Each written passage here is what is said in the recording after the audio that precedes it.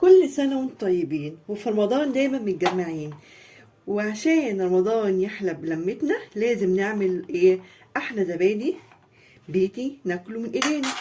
بصوا يا جماعة، انا هوريكم الزبادي. شايفين الزبادي عامل ازاي؟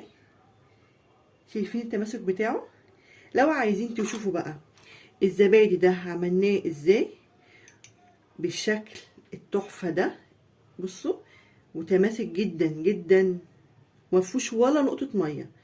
بصوا، لبن صافي جدا ومفهوش مية خالص.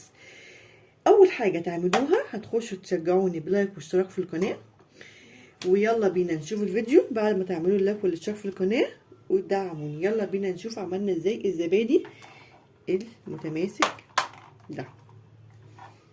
يلا بينا. عشان اعمل الزبادي بتاعي انا هنا عندي 2 لتر من اللبن. بصوا غلياه حلو قوي وسايباه يبرد. بصوا يا جماعه، انا هحط صبع فيه كده اهو عشان تعرفوا اللي هو يعني حلو، استحمل الحراره. اكنك بتجهزي بالظبط رضعه لبيبي صغير، هي يا دوبك داخل في سن الدفيان، دافي بالظبط. ماشي. انا بقى هنا عندي ال2 لتر من اللبن ده هحتاج معاه 2 زبادي. طبعا انا عامله زبادي قبل كده وهعمل بيهم الزبادي الجديد ده. الزبادي بتاعي اللي انا عاملاه هستخدمه خميره للبن بتاعي. انا عندي هنا 2 لتر من اللبن عليهم 2 كوبايه زبادي. عندي لتر واحد يبقى كوبايه زبادي واحد، يبقى لكل لتر لبن كوبايه زبادي. هعمل ايه بقى عشان انا عايزه المقدار دوت يبقى حلو، او الخليط بتاعي يبقى حلو؟ انا في ناس بيحطوا الزبادي وبيقلبوه بالمضرب كده، انا لا، ما بحبوش. اسمعي كلامي وهيطلعي الزبادي مية مية. انا هاخد بالظبط كبشتين من اللبن دول كده اهو، مغرفتين بالظبط كده اهو، واحطهم في الخلاط بتاعي. كبشتين 3 كده اهو. ماشي. وهعمل ايه؟ هفضي معاهم كوبايتين الزبادي. انا عايزه اضرب الزبادي في الخلاط عشان يبقى ناعم جدا ويمتزج حلو قوي قوي مع ايه؟ مع اللبن بتاعي، ويطلع حلو كده ومتماسك ومترابط. وطبعا وانا بشتغل في الزبادي ما تنسوش تشغلوا الفرن بتاعك، عشان الفرن انا عايزاه سخن جدا. انا عايزه الفرن ايه؟ سخن مش دافي. ماشي. شايفين الزبادي عامل ازاي وانا بصبه؟ شايفين الجمال؟ والله العظيم يعني حاجه كده جميله. انا الحمد لله عيالي ما بياكلوش زبادي من بره، انا اللي بعمله في البيت. اولا بتعمليه بلبن صافي وحاجه نظيفه كده في بيتك وبخير زي ما بيقولوا كده. هضرب الخليط دوت هضرب الخليط ده في الخلاط حلو قوي وادوبه، وهرجع لكم نعمل ايه تاني. انا كده ضربت الزبادي بتاعي مع مغرفتين او كبشتين من اللبن. هضيف الزبادي هنا اهو باللبن، شايفين عامل ازاي؟ رجعته لبن تاني. يبقى الغرض ان انا اضرب الزبادي في الخلاط ان انا ارجعه لبن تاني. وهضرب برضو جامد بقى بالمضرب ده. شايفين؟ هجي اضرب كده حلو قوي دقيقتين 3 كده. انا قلبت، شايفين؟ قلبته حلو قوي يا جماعه، لازم يتقلب حلو قوي. انا قلبته حلو قوي اهو قدامكم.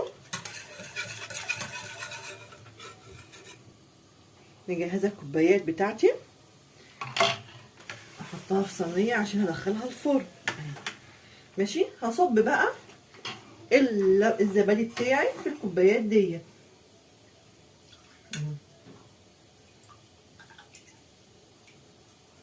اصب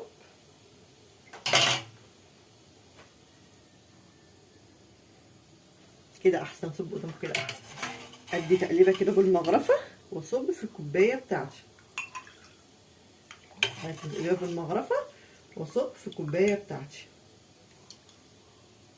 بيطلع بقى احلى زبادي تاكلوه في حياتكم كلها.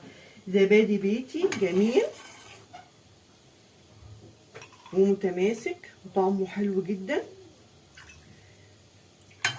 انا كده بقى هخلص صب الكوبايات بتاعتي وهرجع اوريكم هنعمل ايه تاني.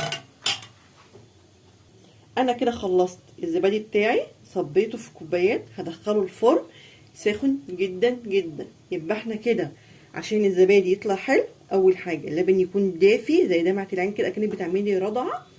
تاني حاجه تضربي الزبادي مع اللبن في الخلاط تالت حاجه الفرن يكون سخن جدا جدا، ما بحطش ميه مغليه هنا، ما بحطش ميه مغليه لا. هما دخلوا الفرن يقعد بقى، ما نفتحش عليه قبل 5 ساعات.